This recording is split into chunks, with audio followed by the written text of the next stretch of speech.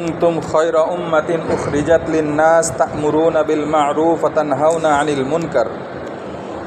ওয়া ক্বালা সাহিবুল কুরআনি সাল্লাল্লাহু আলাইহি ওয়াসাল্লাম বাল্লিগু আন্নী ওয়ালাউ আয়া আও কামা ক্বালা an-নাবিয়্যু সাল্লাল্লাহু আলাইহি ওয়াসাল্লাম। আল্লাহ তাআলার লাখো কোটি শুকর, যিনি আপনাকে আমাকে অত্যন্ত দয়া করে মায়া করে মেহেরবানি করে আজকের এই মুহূর্ত পর্যন্ত সুস্থ সবল রেখে দ্বীনের নিসবতে, কোরআনের মহাব্বতে, দ্বীনি মজলিসে বসার সুযোগ পেলাম। এই জন্য কালিমাত শুকর আলহামদুলিল্লাহ। আমরা লক্ষ্য করেছি জোহরের নামাজের যারা উপস্থিত ছিলাম, আমাদের মসজিদে জামাত এসেছে, তৌহিদ ভাইয়েরা এসেছেন। ওনারা এলান দিয়েছেন দ্বীনি আলোচনা হবে, ঈমান ও ইয়াকিন সম্পর্কে গুরুত্বপূর্ণ আলোচনা হবে। আমরা এই আহ্বানের সাড়া দিয়ে বসেছি। আয়েশা হুজুর আসরের পরে আমাকে বললেন, হুজুর কিছু কথা বলতে হবে না দ্বীনের পরে। আমি আল্লাহ তাআলার উপর ভরসা করে আপনাদের সামনে কিছু দ্বীনি আলোচনা করার ইচ্ছা পোষণ করেছি। দোয়া করেন যেন এমন কিছু গুরুত্বপূর্ণ কথা, যেগুলো বক্তা শ্রোতা উভয়েরই প্রয়োজন, দুনিয়া আখিরাতের কল্যাণ হয়, এমন কিছু কথা বলার তৌফিক দান করেন। আমিন। আপনাদেরকেও দিলের কান দিয়ে আমলের নিয়তে অপর মুসলমানের নিকটে পৌঁছানোর নিয়তে শ্রবণ করার তৌফিক দান করেন। আমিন। আমরা এখানে যারা উপস্থিত হয়েছি, আমরা প্রত্যেকেই আল্লাহর বান্দা। কার বান্দা? আল্লাহর বান্দা। আমরা ইবাদত করি কার? আল্লাহ। আমরা বান্দা কার? আল্লাহ। আমাদের হায়াতের মালিক কে? আল্লাহ। রিজিকের মালিক কে? আল্লাহ। সুস্থতার মালিক কে? আল্লাহ। সুস্থতার মালিক কে? আল্লাহ। সব কিছুর মালিক আল্লাহ। এজন্য আমাদের এক নাম্বার মুমিন হিসেবে দায়িত্ব হলো আমার ঈমানটাকে মজবুত করা। এটাকে মজবুত করা, ঈমানটাকে মজবুত করা। ঈমান কি? ঈমান আল্লাহকে এক হিসেবে, সর্বস্রষ্টা হিসেবে, সর্বদ্রষ্টা হিসেবে, সব কিছুর ঊর্ধ্বে, সব কিছুর কারণে বলা হয়েছে, যেগুলো বললাম, এই সব কিছু মেনে নেওয়া একমাত্র কাকে? আল্লাহ। আল্লাহ সব করতে পারেন মাখলুকের ইচ্ছা ছাড়া। বান্দা কিছুই করতে পারে না, মাখলুক কিছুই করতে পারে না আল্লাহর হুকুম ছাড়া। এই ইয়াকিন দিলের ভিতরে বসায় নেওয়া। এই ইয়াকিন কোথায় বসায় নেওয়া?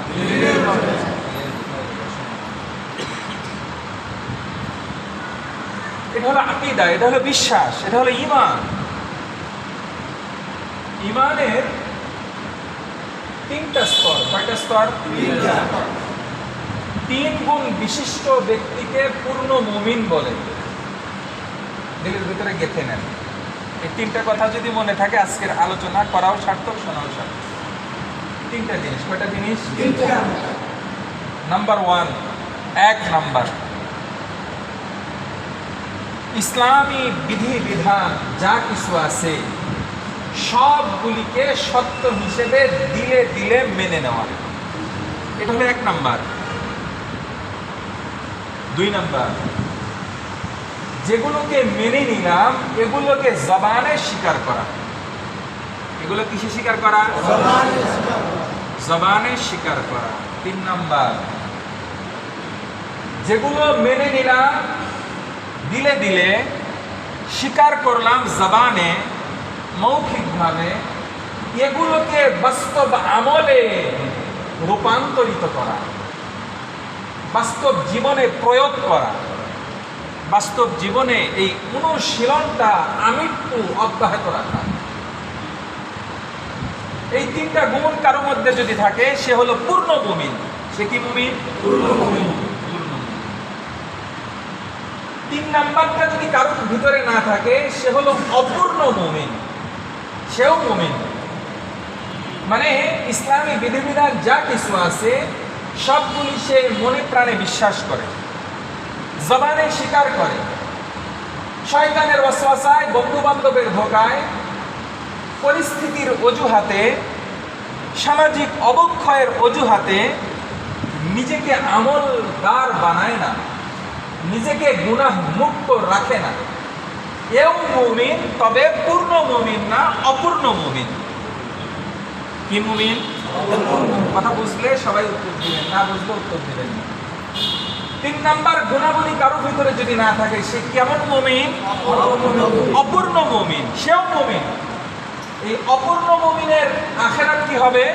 বলে এই অপূর্ণ মুমিন ঈমান নিয়ে যদি কবরে যায়, ঈমানি হালাতে যদি তার মৃত্যু হয়, তাহলে তার গুনাহের কারণে জাহান্নামে শাস্তি ভোগ করে নির্দিষ্ট সময় পরে সে জান্নাতে যাবে। সুবহানাল্লাহ। পক্ষান্তরে 2 নাম্বার এবং 1 নাম্বার গুণ কারো মধ্যে যদি অবর্তমান হয়ে যায়, অনুপস্থিত হয়ে যায়, তাহলে সে যদিও দুনিয়ার বুকে মুমিন হিসেবে পরিচয় দিবে, মুমিন হিসেবে তাকে আদমশুমারিতে সরকার কর্তৃক হিসাব নেওয়ার সময় তার ধর্মীয় পরিচয়ের জায়গায় তার নাম লেখা থাকবে ইসলাম। ধর্মীয় পরিচয় কি থাকবে? ইসলাম। সে মুসলিম পরিচয়ে, মুসলিম জনপদে, মুসলিম সমাজে সে বসবাস করবে, মুসলিমদের উপাসনালয় মসজিদে এসে নামাজ আদায় করবে, মসজিদে এসে সব কাজ করবে, ইসলামী বিধিবিধান যেগুলো আছে সেগুলোও সে যথা রীতি, যথা সময়ে, যথাভাবে সে আমল করবে। পক্ষান্তরে তার নামটা মুমিনের খাতায় থাকবে, ওই ব্যক্তির নামটা চলে যাবে মুনাফিকের খাতায়, অমুসলিমের খাতায়। এজন্য ভাই, ইসলামী বিধান যেগুলো আছে বুঝে আসলেও মনে প্রাণে বিশ্বাস করতে হবে, বুঝে না আসলেও মনে প্রাণে কি করতে হবে? বিশ্বাস করতে হবে। ইসলামী বিধিবিধান বুঝে আসলেও জবানে স্বীকার করতে হবে, বুঝে না আসলেও জবানে কি করতে হবে? স্বীকার করতে হবে। মদ খাওয়া হারাম। মদ খাওয়া কি বলেন? হারাম। কেউ যদি বাংলাদেশি আইন ফলো করে, বারে সে যদি রেজিস্ট্রেশন সম্পন্ন করে, ওই বারের ভিতরে গিয়ে সে যদি বাংলাদেশি নিয়ম কানুন ফলো করে কোনো মানে নিয়মের বহির্ভূত কাজ না করে মদ যদি পান করে, হালাল হয়ে যাবে না, সেটাও হারাম থাকবে। সেটাও কি থাকবে? সে মদ যেভাবেই খাক না কেন, এটা হারাম, এটা তার জন্য কি হবে? হারামই থাকবে। হারাম কখনো হালাল হবে না। এটাকে মনে প্রাণে বিশ্বাস করতে হবে, জবানে স্বীকার করতে হবে এবং আমলে পরিণত করতে হবে। মদ খাওয়া যাবে না। প্রথম 2টার কোনো একটা যদি কারো ভিতরে না থাকে, সে মুমিন থাকবে। সে বলল, আরে মদ খেলে কি হয়? মদ খেলে তো সমস্যা নেই, আমি তো আর মাতলামি করি না, আমি তো এটাকে নিজের ভিতরে সহনশীল তৈরি করে ফেলেছি। বলে না, এটা হবে না। যেটাকে আল্লাহ হারাম করেছে এটা তোমাকে হারাম হিসেবে মেনে নিতে হবে, স্বীকার করতে হবে। যদি তুমি অস্বীকার করো, জবানে অথবা দিলে দিলে, জবানে স্বীকার করলা কিন্তু দিলে দিলে এটাকে মানলা না, তাহলে তুমি মুমিন থাকবা না। নামাজ পড়া ফরজ বিধান কার পক্ষ থেকে? আল্লাহ। নামাজ একজন পড়ে না, মনে প্রাণে বিশ্বাস করে, জবানে স্বীকার করে 5 ওয়াক্ত নামাজ ফরজ, এই ব্যক্তি মুমিন, তবে গুনাহগার মুমিন, যেহেতু সে নামাজ আদায় করে না। কিন্তু একজন ব্যক্তি নামাজ আদায় যথাযথভাবে করে, জবানেও স্বীকার করে, কিন্তু মনে প্রাণে সে বিশ্বাস করে নামাজ এটা অহেতুক একটা জিনিস, নাউজুবিল্লাহ, নামাজ পড়ার সাথে কোনো এটা ইসলামের সম্পর্ক নেই, দরকার নেই, এরকম বিশ্বাস যদি কেউ সে দিলের ভিতরে লালন করে, সে মুমিন থাকবে না? মুমিন থাকবে। মুমিন থাকার জন্য শর্ত হলো ইসলামী বিধিবিধান যেগুলো আছে হালাল আল্লাহ করেছেন, সেগুলোকে হালাল হিসেবে গ্রহণ করতে হবে। যেগুলোকে হারাম হিসেবে সাব্যস্ত করেছেন, সেগুলোকে হারাম হিসেবে মেনে নিতে হবে। অনেক যুবক ভাইরা আছো, তোমাদের দিলের বিরুদ্ধে একটা কথা বলবো। বর্তমান খেলার মৌসুম চলতেছে, বিশ্বকাপ খেলা। এই খেলাটাকে হারাম। এই খেলা কি বলো? হারাম। এই খেলা কি? এটা তোমার বুঝে আসলেও হারাম, না আসলেও হারাম। এটা তোমার বুঝে আসলেও হারাম, না আসলেও কি হারাম। এটা তোমাকে মনে প্রাণে বিশ্বাস করতে হবে, জবানে স্বীকার করতে হবে, খেলা দেখা যাবে না। যদি তুমি খেলা দেখো, জবানে মনে প্রাণে বিশ্বাস করো যে এটা হারাম, জবানে স্বীকার করো এটা হারাম, তুমি মুমিন। কিন্তু তুমি খেলা বললে না এটা তো তেমন কিছু না, হালাল জিনিস, নাউজুবিল্লাহ, তোমার ঈমান থাকবে। মনে প্রাণে বিশ্বাস করো অথবা জবানে স্বীকার করো, যদি একে হালাল হিসাবে সাব্যস্ত করো, তুমি মুমিন থাকবে না। তুমি হয়তো বলতে পারো, কই আমার নাম তো মুমিনের খাতা থেকে কাটা যায় নাই। ও ভাই, তুমি তো এই আখিরি জামানার উম্মতের আখিরি ভাগের উম্মত। আমরা নবীজি সাল্লাল্লাহু আলাইহি ওয়াসাল্লাম 1450 বছর আগে দুনিয়া থেকে বিদায় নিয়ে কবরে চলে গেছে। বিশ্বনবী সাল্লাল্লাহু আলাইহি ওয়াসাল্লামের জামানায় গত জমায় আলোচনা করতেছিলাম, বিশ্বনবীর জামানার ভিতরেও এমন মুমিন ছিল যারা বিশ্বনবীর সাথে নামাজ আদায় করেছে মসজিদে নববীতে। যেই মসজিদে নববীতে এক রাকাত নামাজের বিনিময়ে 50,000 রাকাতের সওয়াব আমলনামায় লেখা হয়েছে। সেই মসজিদে নামাজ আদায় করেছেন। কার পিছনে পড়েছেন? বিশ্বনবী সাল্লাল্লাহু আলাইহি ওয়াসাল্লামের পিছনে পড়েছেন, যার আগে পিছের সব গুনাহ আল্লাহ মাফ করে দিয়েছেন। সুবহানাল্লাহ। সেই নবীর পিছনে নামাজ আদায় করেছেন, সেই নবীর পিছনে নামাজ আদায় করেছেন মসজিদে নববীতে, এবং বিশ্বনবীর বাহ্যিকভাবে মুমিন হিসেবে তাদের সাথে জীবনযাপন করেছেন। কিন্তু ওই যে মনের ভিতরে ছিল ঝামেলা, মনে প্রাণে বিশ্বাস করতো না। আল্লাহ তাআলা তাদের নামগুলি বিশ্বনবীর কাছে পৌঁছে দিয়েছেন, অমক অমক অমক অমক অমক। যদিও মুমিন দেখতে দেখা যায়, এরা মুমিন না, এরা হলো মুনাফিক। এরা হলো কি? মুনাফিক। বিশ্বনবী যখন দুনিয়া থেকে বিদায় নিলেন, বিদায় নেওয়ার পূর্বে হযরত হুযায়ফাতুল ইয়ামান রাদিয়াল্লাহু তাআলা আনহু ওনাকে ডাক দিয়ে বললেন, এ হুযায়ফা, আমার কাছে আসো, তাআল হেনা, আমার কাছে আসো। আসছে, আসার পরে বলতেছে, হুযায়ফা, আমি তো চলে যাব, মুনাফিকদের লিস্ট ওই অমক অমক অমক তোমার কাছে দিয়ে গেলাম। এরা মুনাফিক, এরা মারা গেলে তুমি তাদের জানাজায় যাইও না। বিশ্বনবী সাল্লাল্লাহু আলাইহি ওয়াসাল্লাম দুনিয়া থেকে বিদায় নেওয়ার পরে বড় বড় সাহাবীরা অপেক্ষায় থাকতেন, কেউ ইন্তেকালের পরে হুযায়ফা ওই জানাজায় যায় কিনা। যদি হুযায়ফা রাদিয়াল্লাহু তাআলা আনহু গেছেন, অন্য সাহাবীরাও গেছেন। হুযায়ফা রাদিয়াল্লাহু তাআলা আনহু যান নাই, অন্যান্য বড় বড় সাহাবীরা যাইতেন না। হযরত উমরে ফারুক রাদিয়াল্লাহু তাআলা হযরত হুযায়ফা রাদিয়াল্লাহু তাআলা আনহুকে ডাক দিয়ে একদিন বললেন, এ হুযায়ফা, আমি আমিরুল মুমিনিন, এই ভয়ে তুমি মিথ্যা বলো না, এই ভয়ে তুমি কৌশলে কথা বলো না। আমি তোমাকে একটু গোপনে জিজ্ঞাসা করি, আচ্ছা হুযায়ফা, আল্লাহ মুনাফিকের যে লিস্টটা তোমার কাছে বিশ্বনবী দিয়ে গেলেন, সেই লিস্টের ভিতরে আমি ওমরের নামও আছে কিনা? আজ আমি আর আপনি তো 2-4 ওয়াক্ত নামাজ আদায় করে আল্লাহ আমাদেরকে তাবলীগের সাথী বানাইছেন, আল্লাহ আমাদেরকে ইলম দিয়ে আলেমের মর্যাদা দিয়েছেন। আমরা মনে করি আমরা মনে হয় জান্নাতে চলেই গেছি। একবার ফিকির করেন, হযরত ওমর রাদিয়াল্লাহু তাআলা আনহু, যার ব্যাপারে বিশ্বনবীর ঘোষণা, ওমর ফিল জান্নাহ, ওমর জান্নাতি। আল্লাহ নবীর ঘোষণা কি মিথ্যা হওয়ার সম্ভাবনা আছে? ওমর রাদিয়াল্লাহু তাআলা আনহুকে আল্লাহ নবী বলেন, ওমর ফিল জান্নাহ, ওমর জান্নাতে যাবে। আরো সুসংবাদ দিয়েছেন, লাউ কানা বা'দি নাবিয়্যুন লাকানা ওমর। আমি রাসূলের পরে যদি আল্লাহ তাআলা নবুয়তের দরজা খোলা রাখতেন, কাউকে যদি নবী বানায় দুনিয়াতে পাঠাতেন, হযরত ওমরকে নবী হিসেবে পাঠাতেন। যার ব্যাপারে এমন এমন সুসংবাদ, হুযায়ফা রাদিয়াল্লাহু তাআলা বললেন, আপনার ব্যাপারে বিশ্বনবীর এমন এমন হাদিস, তারপর আপনি এরকম সংশয় প্রকাশ করতেছেন। ওমর রাদিয়াল্লাহু তাআলা যে জবাবটা দিয়েছেন আমাদের দিলের ভিতরে গেঁথে রাখা দরকার।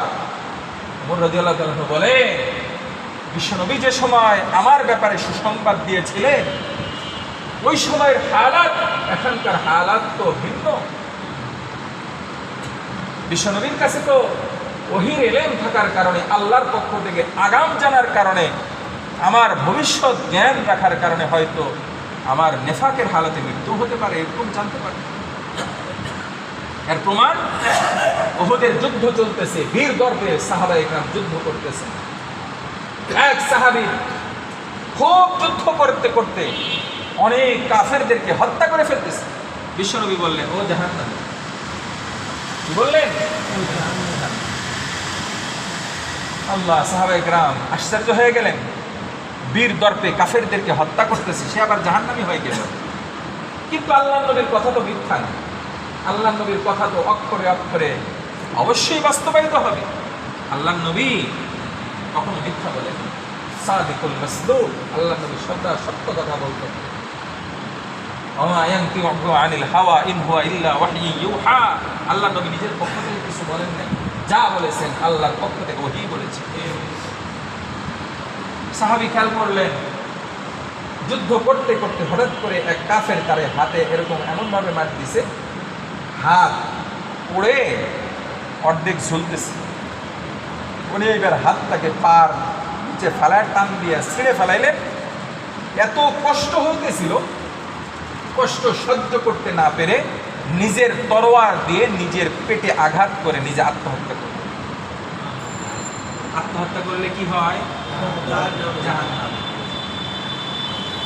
জন্য হযরত ওমর রাদিয়াল্লাহু তাআলা বললেন, আমার বর্তমান হালাত তো আল্লাহর নবীর কাছে প্রকাশ ছিল, সেই দৃষ্টিকোণ থেকে তোমার কাছে আমার ব্যাপারে নেফাকের কথা বলে গেছে কিনা।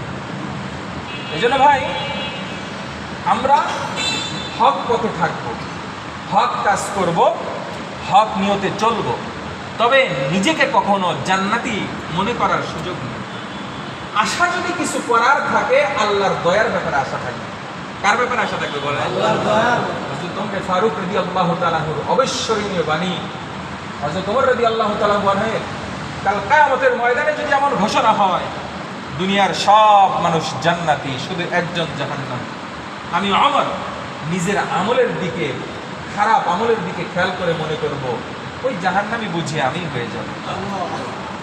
হযরত ওমর রাদিয়াল্লাহু তাআলা বলেন, এর উল্টা যদি ঘোষণা হয় দুনিয়ার সবাই জাহান্নামী, শুধু একজন জান্নাতি, আল্লাহর দয়ার দিকে খেয়াল করে আমি আশা করব ওই সৌভাগ্যবান ব্যক্তি আমি ওমরই হব।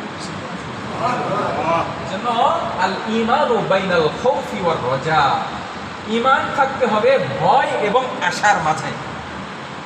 ভয় থাকতে হবে নিজের আমলের প্রতি, যে আমি জাহান্নামের আমলই হয়ে গেছি, কিন্তু আমার বুক ভরা আশা থাকবে কার উপরে? আল্লাহর আশা, আল্লাহর দয়ার উপরে, আল্লাহর রহমত।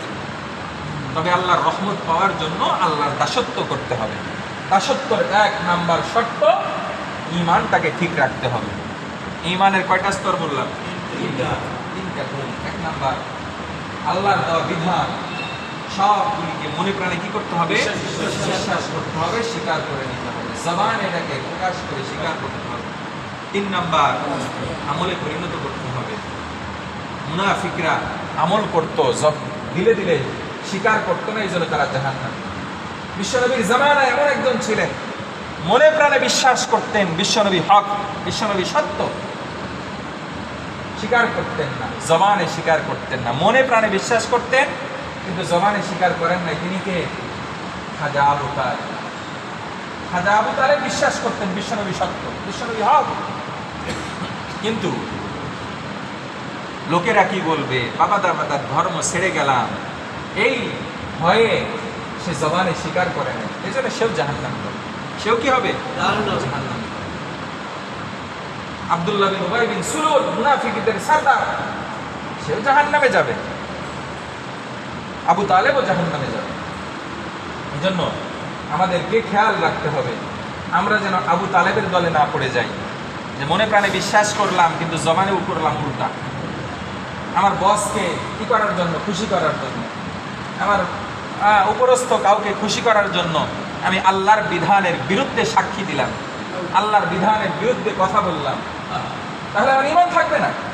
হ্যাঁ, আমি হয়তো মনে করতে পারি মনে তো ঠিক আছে, আরে মনে ঠিক থাকলে হবে না, জবানে স্বীকার করতে হবে সঠিকটা। ঠিক আছে তো ইনশাআল্লাহ? হ্যাঁ, জবানে স্বীকার করলাম কিন্তু মনে মনে সংশয় প্রকাশ করলাম, ইসলামের কোনো বিধিবিধান নেই, আমি মুমিন থাকবো না। সংশয় শয়তান ঢুকাতে পারে আল্লাহ কি আসলে আছেন, এরকম সংশয় আপনার অন্তরে আসতে পারে। আপনি তখন বলতে হবে বিনা দলিলে আল্লাহ আছে। ইমাম রাজি রহমতুল্লাহ আলাইহি উনি ফালসাফার বহুত বড় দার্শনিক ছিলেন। কি নাম কি বলেন? ইমাম রাজি রহমতুল্লাহ আলাইহি। ওনার যখন মৃত্যু সময় ঘনিয়ে আসলো, এবার শয়তান আসছে ওনার কাছে, এসে বলতেছে, এই রাজি, আল্লাহ যে এক, তুমি এবার প্রমাণ করো তো। এরকম দলিল দিচ্ছে দিতে দিতে 99টা দলিল দিয়ে ফেলাইছে। কয়টা দলিল দিছে? লাস্টে এমন একটা সংশয় সামনে নিয়ে আসছে যার দলিল পাচ্ছে না ইমাম রাজি।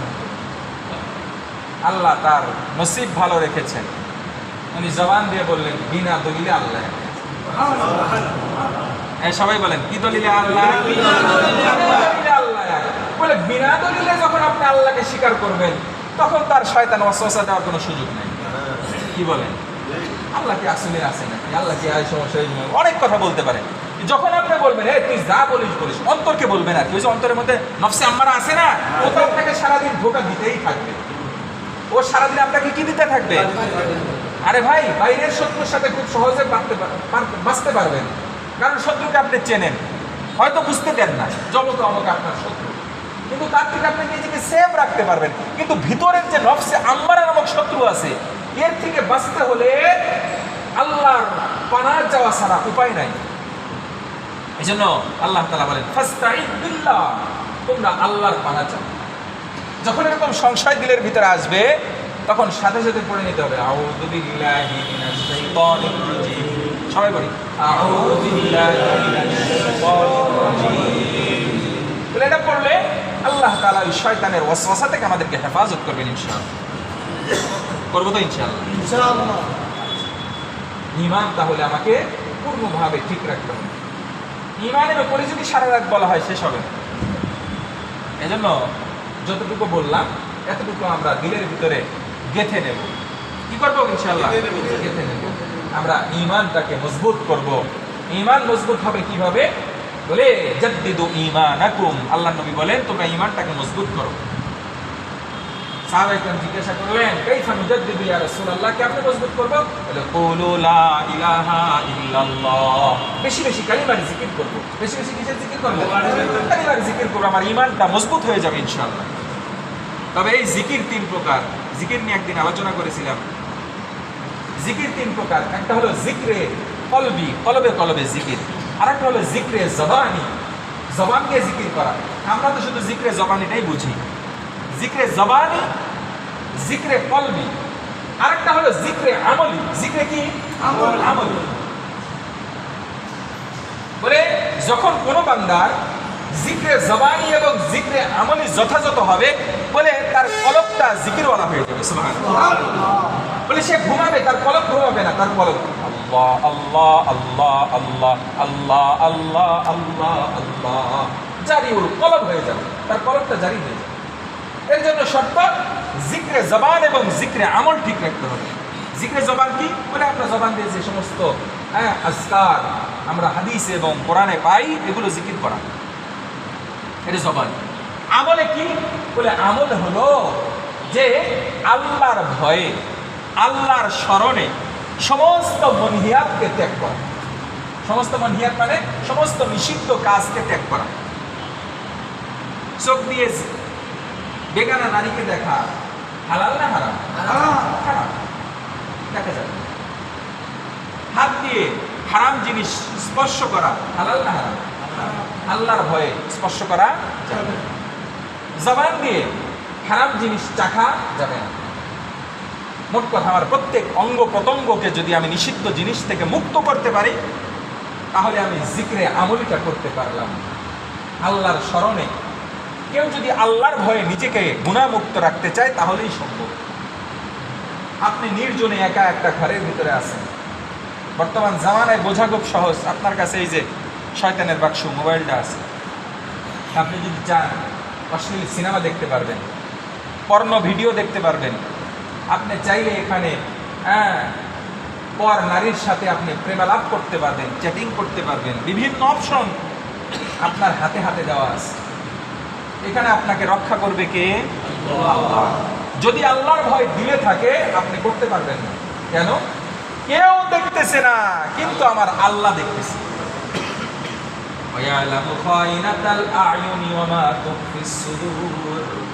আল্লাহ তাআলা বলে আমরা চোখে চোখে, চোখের ইশারায় কি গুনাহ করি আল্লাহ দেখেন, দিলে দিলে কি গুনার আলপনা কি সেটাও আল্লাহ দেখেন। এই জন্য ভাই আমাদেরকে গুনাহ মুক্ত থাকতে হবে। রাজি আছেন ইনশাআল্লাহ? জবানে জিকির জারি করতে হবে, তাহলে আমি পূর্ণ মুমিন হতে পারবো। আমি মুমিন হলাম, আমার প্রথম দায়িত্ব নামাজ 5 ওয়াক্ত পড়তে হবে। রাজি আছেন ইনশাআল্লাহ? নামাজ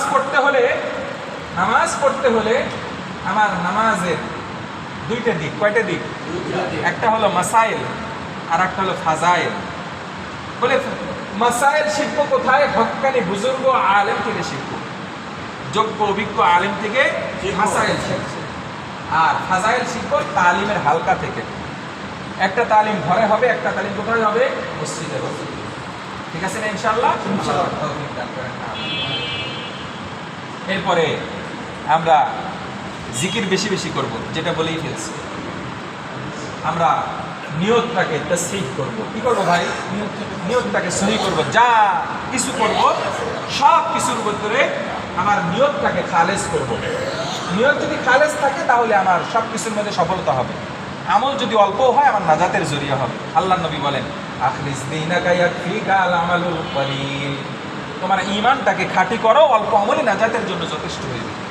এ ভাই, আমরা যারা এখানে বসেছি আমরা সবাই তো কিছু কিছু আমল করি না? কিছু আমল যতটুকুই করি এই আমলটুকু হবে শুধু কার রেজামন্দির জন্য? আল্লাহর রেজামন্দির জন্য করব। মাখলুকের রেজামন্দির জন্য করব না, দরকার নাই।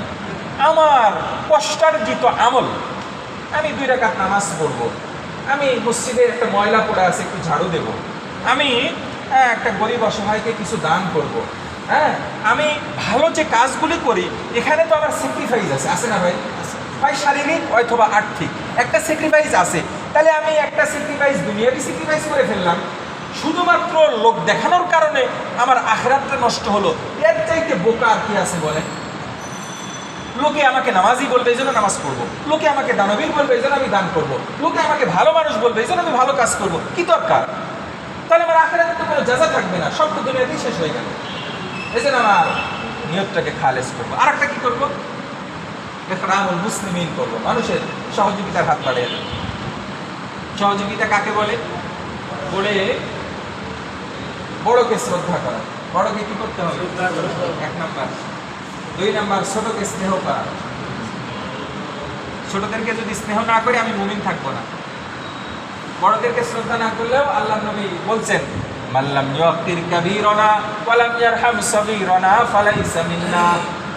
আমার উম্মতের ভিতরে কেউ যদি ছোটদেরকে ভালো না বাসে, বড়দেরকে যদি শ্রদ্ধা না করে, সে আমার দলভুক্তই না। নাউজুবিল্লাহ। এজন্য আমরা বড়দেরকে শ্রদ্ধা করবো, ছোটদেরকে স্নেহ করবো, ওলামায়ে ইকরামকে ইজ্জত করবো। হ্যাঁ, ওলামায়ে ইকরামকে কি করবো? ইজ্জত করবো। কেন করবো? বলে আলেম ওলামা রাসূলের নায়েব, রাসূলের প্রতিনিধি। আজ যদি রাসূল জীবিত থাকতো তাকে আমরা মহব্বত করতাম না, সম্মান করতাম না? হ্যাঁ, আল্লাহর নবী বলেন, ফাজলুল আলিমি আলাল আবিদি। এই একজন আবেদ মুসলমান, আবেদ কাকে বলে? যে সারাদিন ইবাদত নিয়েই থাকে, দুনিয়ার তার ধার ধারে না। বলে এই আবেদের উপর একজন আলেমের মর্যাদা কত বড়? বলে কাফাজনি আদনাকুম, আমি রাসূলের মর্যাদা তোমাদের ভিতরে সর্বনিম্ন মুমিনের মর্যাদা যত উঁচা, বলে একজন আবেদের চাইতে একজন আলেমের মর্যাদা তত বেশি। সুবহানাল্লাহ। যেন আলেমরে ভালোবাসবো, আলেমকে কি করবো? ভালোবাসবো, মহব্বত করবো, ইকরাম করবো, তাদের সহযোগিতার হাত বাড়ায়। কোন আলেমান, নিজে আলেম হোক, আও মুতাআল্লিমান, তালবে ইলম হোক, আও মুঈনান, অথবা সহযোগিতাকারী হোক, আও মুহিব্বান, অথবা আলেমের মহব্বতকারী হোক। ওয়ালাম তাকুন খামিসান, আলেমের দুশমন হইও না। কি হবে? ফাতাহলি, তাহলে নিজের ধ্বংস নিজে ডেকে আনবে। আলেমের সাথে দুশমনী রাখবা, আখিরাত তোমার নষ্ট হয়ে যাবে। এই জন্য আলেমদের সাথে দুশমনী না, আলেমদের সাথে ভালোবাসা থাকবে। ঠিক আছে না ইনশাআল্লাহ? আর একটা কি করবো? জীবনভর তাবলীগের সাথে লেগে থাকবে ইনশাআল্লাহ। কে কে রাজি? আমি রাজি আছি ইনশাআল্লাহ। কে কে রাজি আছি? আল্লাহ পাক রব্বুল আলামিন আমৃত্যু এই মকবুল কাজের সাথে জুড়ে থাকার তৌফিক দান করেন, আমিন।